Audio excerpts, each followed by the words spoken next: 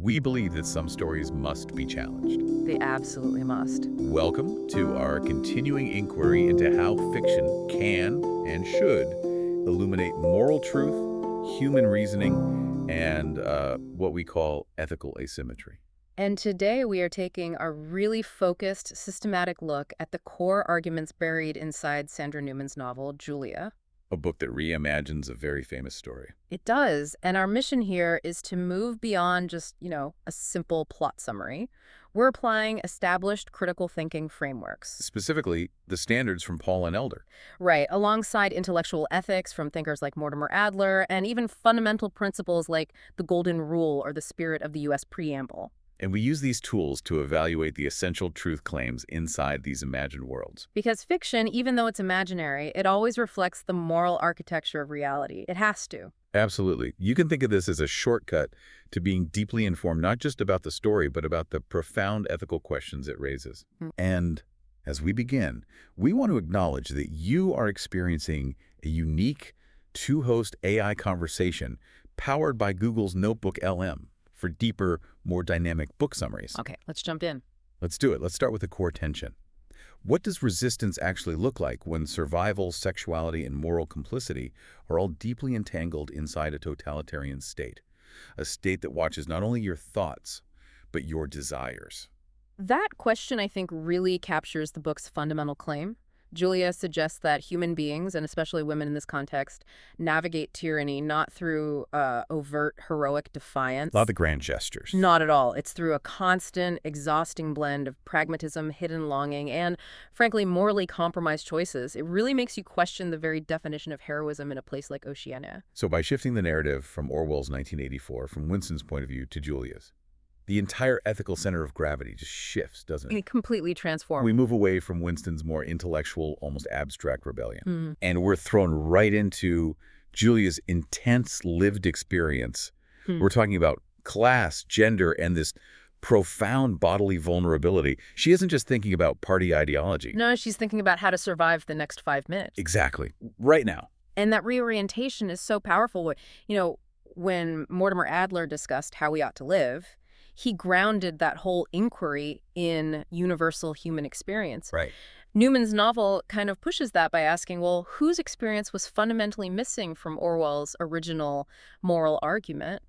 And what happens to our ideas of truth and justice when that missing voice becomes the very lens through which we see everything? So tell me more about that, about her agency. In the original, Julia could be seen as maybe just a pragmatic foil to Winston's intellectualism.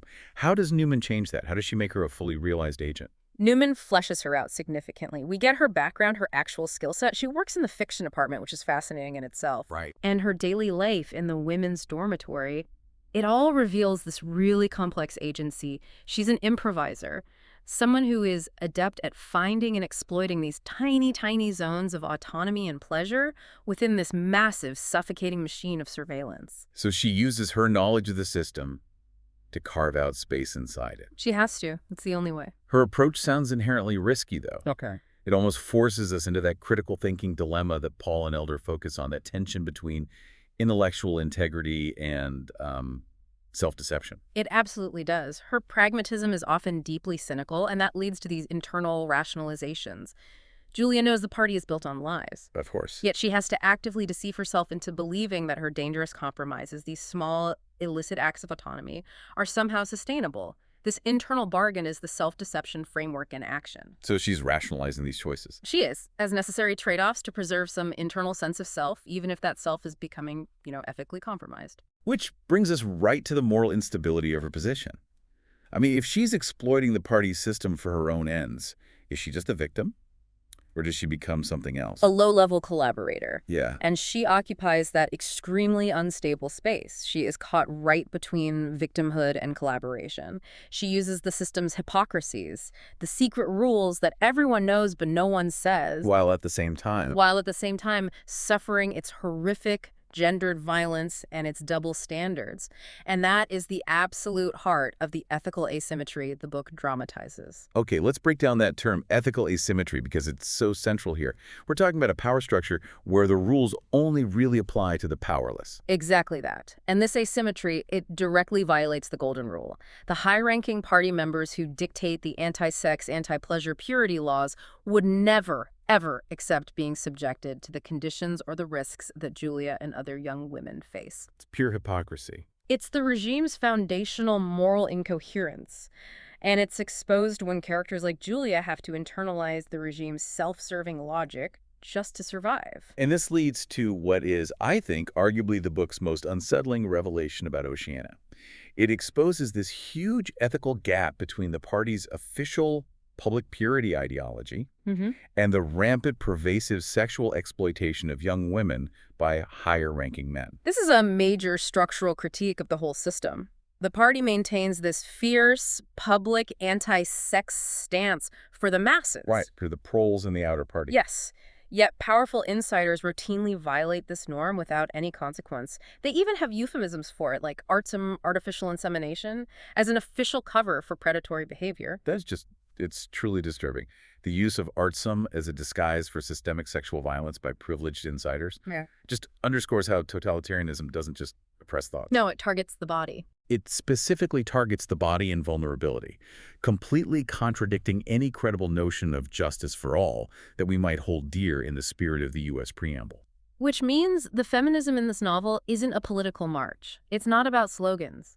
It's a critique delivered through lived experience. Julia's body, her desires, her vulnerabilities, they become the essential terrain where state power and these persistent patriarchal impulses just collide. And the novel then asks us, the readers. It asks us to consider where our own societies might tolerate similar double standards. A moral panic about sex on one hand versus the systemic exploitation of the powerless on the other. That self-scrutiny is precisely what Paul and Elder identified as the mark of fair-minded critical thinking. You have to notice the double standards in the world and in yourself. Indeed. It forces you, the reader, to confront your own biases about who deserves moral purity and who is just sort of expected to survive pragmatically. Let's talk about how Newman achieves this critique through world building, because she really fleshes out the operational mechanisms of Oceania that Orwell only hinted at. She does. We see the memory holes in action, the detailed machinery of mass-producing safe fiction,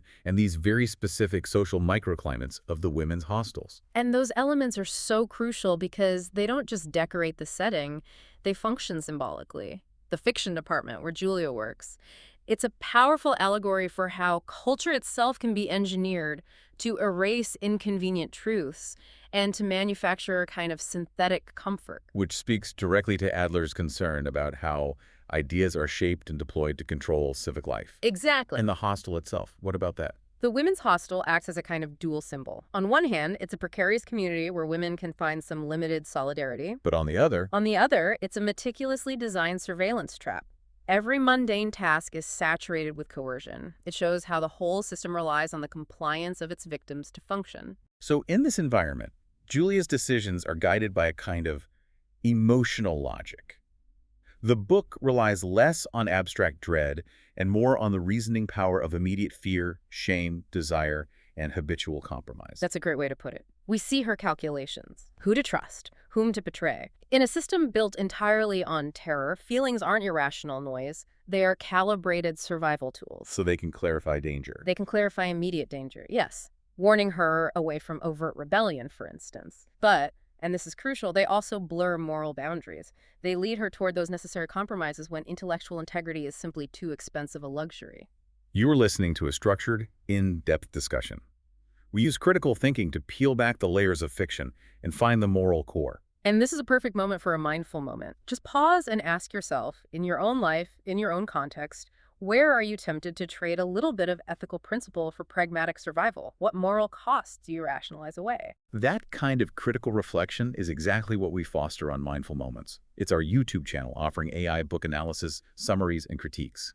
We want to inspire reflection and rational thought. And it's incredibly valuable for aspiring authors, too. It is.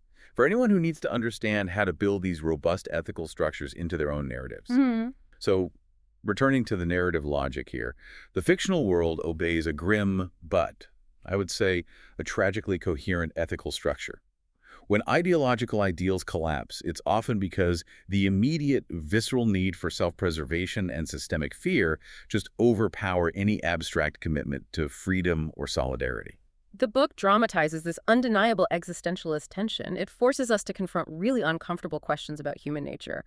Is heroic resistance typical, or is it exceptional behavior? And what does the book suggest? The novel argues that when people are pushed to the brink, they often act like, well, rodents, as Orwell put it, willing to sacrifice others to avoid pain or annihilation. It suggests this behavior is depressingly common, not rare. So this book successfully forces a philosophical contrast with its predecessor.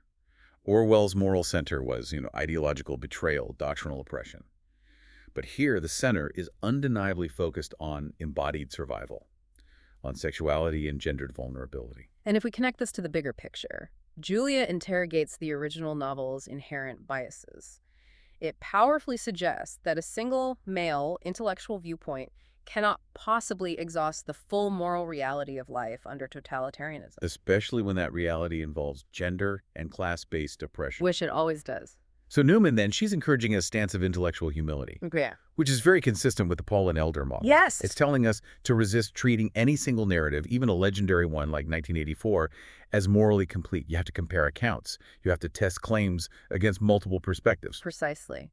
The goal isn't to replace one truth with another, but to acknowledge the complexity of moral truth itself. So what does this all mean for you, the listener?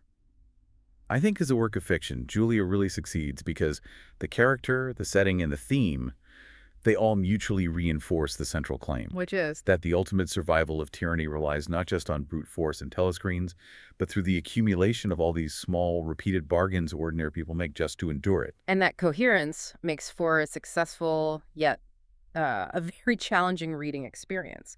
And if we're offering a balanced evaluation, the novel absolutely succeeds in transforming an iconic dystopia into a psychologically nuanced, gender-conscious narrative. But there's a however. There is. However, some may feel that adding so much backstory and an extended aftermath risks diluting the stark, singular focus that made the original so haunting.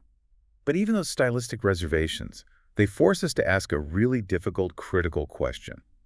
Do we want our dystopias to comfort us with clean narratives of martyrdom and clear-cut moral lines? Or do we need them to confront us with messier portraits of compromised survival that look disturbingly more like real human societies? And the novel, it ultimately chooses confrontation. It successfully shifts that moral focus from intellectual purity to embodied practice, from ideas to survival. And the moral tension in this book, I think more than any single plot point, is what presses against the reader's conscience. It demands that rational reflection we spoke of earlier. It's a powerful reminder that justice has to be measured not just by the laws we proclaim, but by the treatment of those who are most vulnerable to power. Click the link on screen for the in-depth analysis. Subscribe, share, purchase via the link, and continue thinking rationally one story at a time. Nourish your mind on the go. See the many genre-based book podcasts at Mindful Moments. Subscribe and nourish your mind on the go.